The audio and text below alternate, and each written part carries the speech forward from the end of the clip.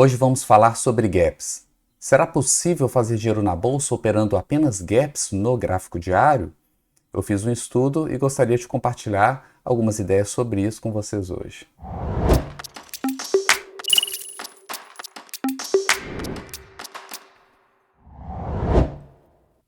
O estudo de hoje é um estudo no mínimo interessante. Não se trata de uma estratégia completa de investimento, de um setup, nada disso. Mas são alguns dados que nos ajudam a pensar um pouco fora da caixa, sabe? Ajuda a ter ideias sobre como operar mesmo, fazer operações mais curtas utilizando os gaps. Bom, antes de compartilhar o estudo, só lembrando que se você ainda não é inscrito, não se esqueça de se inscrever no canal, tá? Tem várias playlists aqui no canal com vários setups para vários tempos gráficos, vários tipos de ativo, ações, commodities, criptomoedas, muita coisa boa aqui. E se inscrever também nas outras redes sociais, se inscrever no Instagram e no Telegram para ter conteúdo exclusivo dessas outras redes, ok? Bom, então vamos lá. Alguns dias atrás, duas pessoas me chamaram no Instagram e me perguntaram sobre operações de gaps e que tinham feito um backtest e o backtest tinha mostrado que comprar a Petrobras no fechamento e vender logo na abertura, comprar no leilão de fechamento e vender na abertura, dava um lucro muito bom. O backtest tinha mostrado um resultado muito bom, muito bacana ali, operando apenas os gaps, apenas os fechamentos de pregão. Ambos tinham me perguntado se eu já tinha feito algum estudo a respeito, eu respondi que não, e assim que tivesse um tempo eu faria. Então o que eu fiz? Eu criei aqui um setup, tá? Esse setup ele compra no fechamento e ele sai na abertura do dia seguinte, tá? Então eu coloquei Petrobras, gráfico diário, ok? E resolvi fazer um backtest. Então eu tenho aqui, né, todas as operações, foram 2.470 operações, é uma operação para cada candle, então é um número insano de operações, eu já vou falar sobre isso mais tarde, daqui a pouco, tá? E quando eu olhei a curva de capital, é uma curva realmente impressionante, porque a gente comprou, a gente não ficou nenhum pregão posicionado, a gente sempre entrou no fechamento e saímos na abertura do pregão seguinte, tá? Pegamos apenas o mercado fechado. E se alguém tivesse operado apenas o pregão fechado com o Petrobras nos últimos 10 anos, teria tido essa curva de capital. A gente vê que teve um drawdown muito pequeno aqui no Covid, tá? Que foi algo em torno aqui de... Cadê? Aqui, ó. Drawdown, um pouco mais de 4%, tá? Um pouco mais de 4% de drawdown. Ou seja, é mínimo e irrisório. E o sistema fez dinheiro até mesmo durante o bear market. O bear market foi mais ou menos esse período aqui, ó. E ele foi lucrativo também no bear market. Tá? Aqui não liguem para o percentual, porque eu estou entrando só com 20% do capital aqui, tá? O lucro, na verdade, seria 5 vezes isso daqui. Para tirar a prova, o que eu fiz? Eu inverti, tá? Eu gosto de fazer isso com vários tipos de setups para ver se não tem nenhuma pegadinha ali, se eu não configurei nada errado. Então, o que eu fiz? Eu mudo aqui para vendido. Então, eu vou entrar sempre no fechamento vendendo, dessa vez não é comprando, vendendo. Tá? E vou recomprar na abertura do candle seguinte.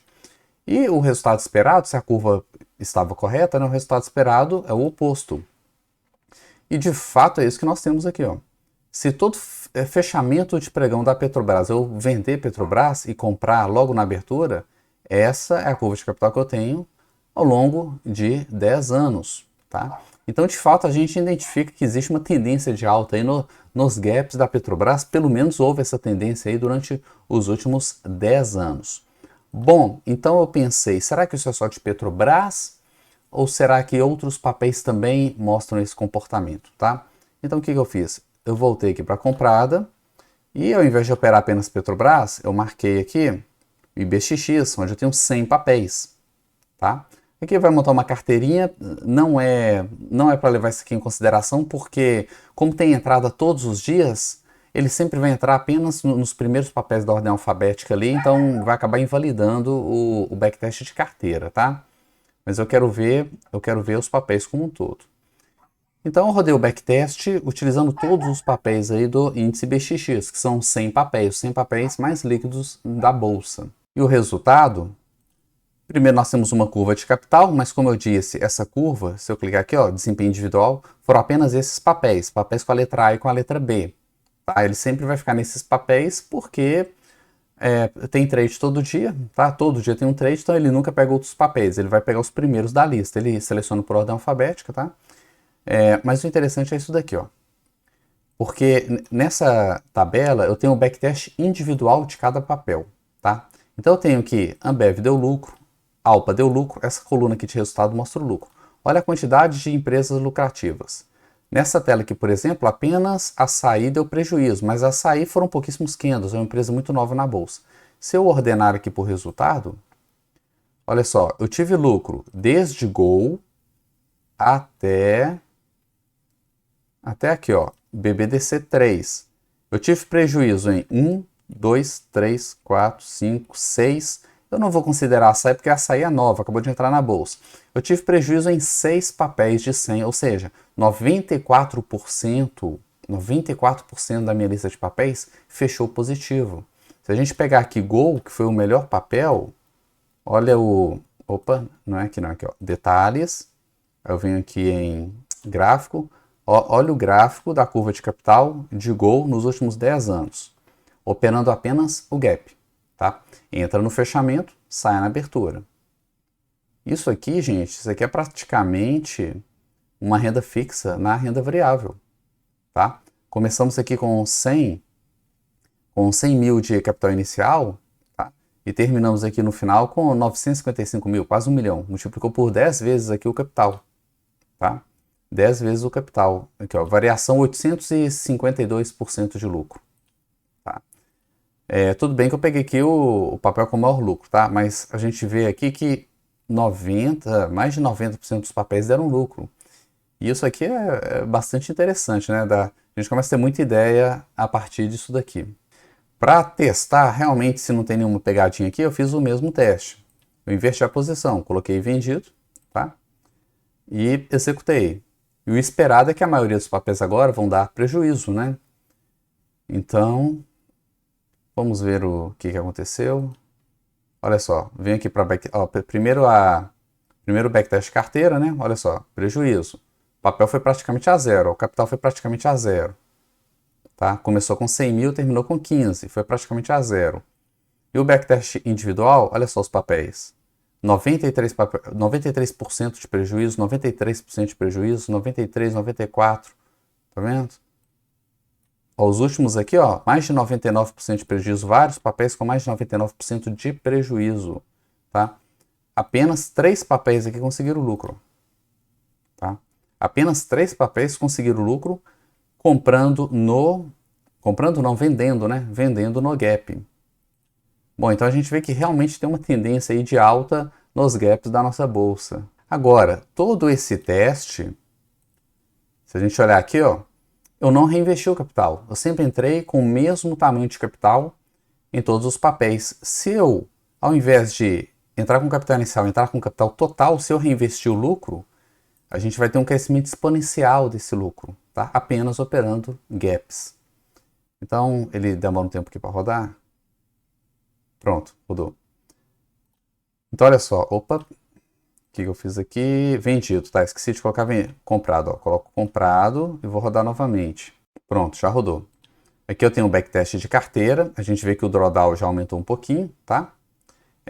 Mas isso aqui foi aquilo que eu disse, né? Desconsidera porque são poucos papéis que foram operados aqui. Agora, se eu pego aqui onde tem todos os papéis da bolsa, vejam só. Olha só, de 100 papéis, eu tive 1, 2, 3, 4, 5, 6 que deram prejuízo, né? 7 seria açaí. Agora, se eu for lá para o topo da lista, olha o lucro absurdo. 100 mil em Uzi Minas, por exemplo, se tornou 48.935.000, tá? Olha o valor percentual absurdo aqui de Uzi Minas, de Gol, de CSNA, Elet, enfim, vários papéis aqui. Olha os números absurdos. A própria Petrobras está aqui, ó. Petrobras ficou 1, 2, 3, 4, 5, 6. Em sexto lugar nessa listagem aqui, né, do IBXX. Sexto lugar de lucro, com 8.983% de lucro. Se a gente tira duas casas aqui, multiplicou o capital em 89 vezes, apenas comprando gaps, apenas operando gaps. Mas será que isso é uma característica apenas dos papéis mais líquidos, que é o IBXX? Tá? Então o que eu fiz? Ao invés de testar no IBXX, eu fui para o IBRA. Índice Brasil Amplo. O IBRA ele é muito mais extenso, ele vai considerar aí em torno de uns 200 papéis da nossa bolsa. Tá? Então, assim, desde que o papel tenha um mínimo ali de liquidez, ele vai participar aí do IBRA. Tá? Se não entrou nem no IBRA, é porque é mico mesmo, não vale nem a pena operar, não tem liquidez o papel. Tá? Então, eu decidi testar no IBRA e vamos ver o resultado. Backtest de carteira, tá? A gente já vê que atinge números aqui absurdos, né? Quase 2 milhões aqui. Mas olha o backtest individual. Olha o backtest individual. Em torno de 200 papéis e nós só tivemos 1, 2, 3, 4, 5, 6, 7, 8, 9. 9 papéis, 10 com açaí, com esse número pífio aí de operações. Isso aí dá aproximadamente 5% de papéis que não deram lucro, tá? Numa lista de 200. Tá? Em torno de 5 papéis não deram lucro. Então, 95% dos papéis deram um lucro e um lucro bastante considerável. Tá? Se eu pego mais ou menos o meio da lista aqui, ó, o meio dos papéis que deram lucro, eu tenho um lucro aqui de 821% em 10 anos. Tá? Então, assim, realmente o mercado ele se movimenta mais para cima, né, no movimento ascendente, ele se movimenta mais no gap ali do que no candle, tá? Eu já tinha visto algumas ações americanas que acontece um negócio muito interessante, que é o seguinte: quando você abre o gráfico, você vê que os candles são pequenos e os gaps são gigantes. Muitos papéis chegam a ter o gap maior do que os candles, mas não é um gap ou outro, é o padrão daquele papel. Então você pega um gráfico ali de meses e você vê aquele monte de candlezinho pequenininho com gaps gigantes separando os candles, tá?